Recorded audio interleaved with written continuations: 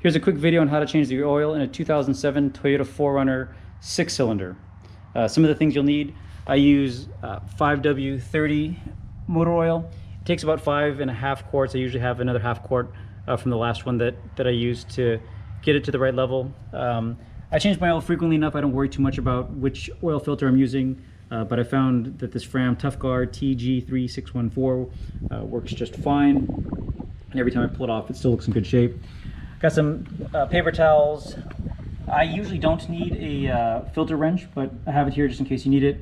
You need a 14mm socket to pull off the oil pan bolt. I use a plastic water bottle to capture the oil coming out of the filter, and then a replacement washer crush washer that goes in between the oil drain plug and the oil pan. Oil filter is really easy to access here. It's just sitting here at the top, so you don't need to get underneath the car. If you look all the way down here, there's a little nub right here that will catch any of the oil that's coming out of the filter and drain. So that's where I put the water bottle underneath, so that once I pull the oil filter off, it drains that excess oil into the bottle. That's easy to get rid of. So I just kind of wedge the bottle down there so that it sticks. Once I twist this off, again, usually I can do it by hand. These ToughGuard Fram filters come with some grip on the top to make that nice and easy. I just back it off, and you can see the oil coming out and now draining into the water bottle.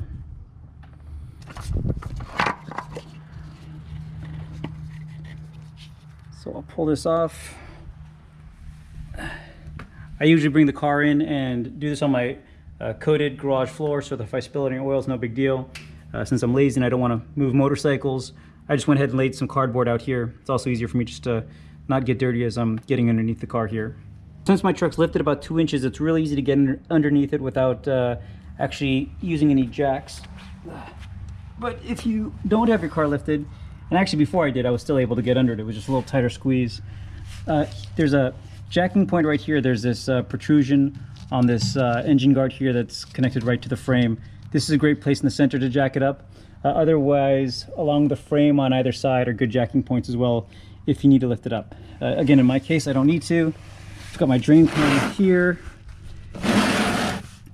So in this opening, you can see this bolt right here.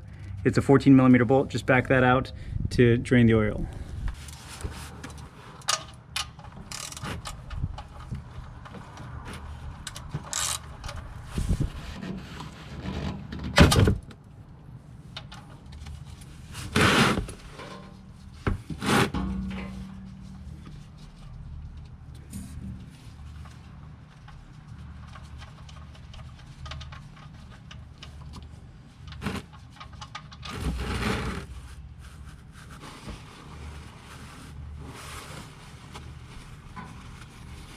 So while we're letting the oil drain here, we'll go ahead and replace the filter and get the drain bolt ready to be put back in.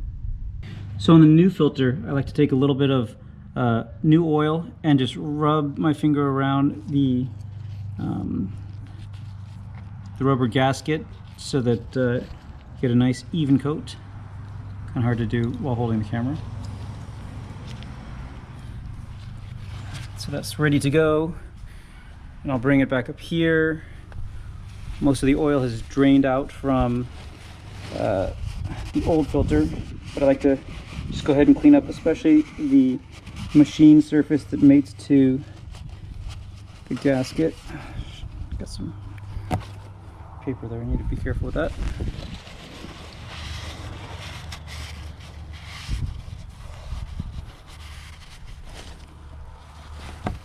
Soak up even some of this leftover oil here.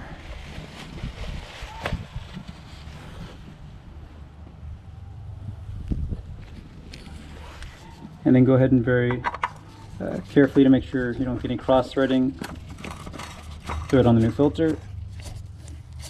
And it's like 3-finger tight, as tight as you need to make it. You don't need any tools to cinch this down. So that's nice and tight. And then don't forget to remove your water bottle with the extra oil and get that into the same container that you're going to recycle the rest of Pop your oil in.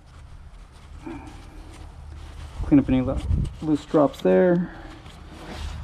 And under the hood, we're now good to go. Just need to let the rest of the oil drain. On your drain plug, pop off the old crush washer and replace it with a new crush washer. The crush washer is what keeps a nice strong seal between the bolt and the oil pan. So I screwed in the drain plug with the new crush washer.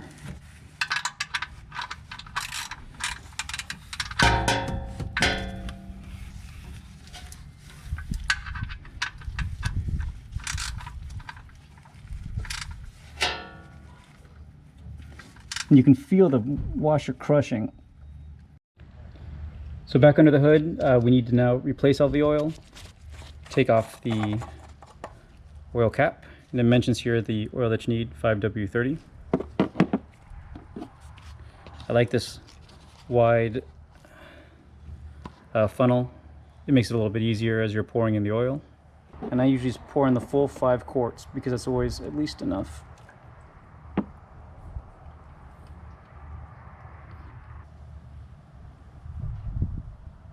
After I get those 5 quarts in, I go ahead and put the oil cap back on, and we'll run the engine for a moment, and then we'll check the oil level on the dipstick.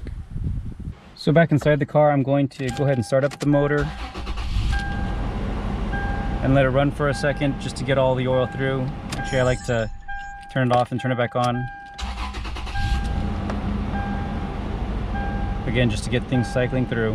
And then at the same time while I'm here, I want to reset the maintenance light that's showing up down here from it having not had its oil changed in 5,000 or 7,500 miles or however frequently that thing trips on. So turning it back off there. Let me see if I can set the camera here. And I believe the way to do this, and we'll confirm here in a second, is to put the key in, hold down the trip reset button, turn on the second click, keep holding, maintenance is flashing, and maintenance is gone. Just gonna take the key out and we'll start one more time. The maintenance light is gone, and let's check the oil levels and we should be done. So we've got the dipstick right down here. Always pull it off and clean it first before checking. Then dip it back all the way down and up.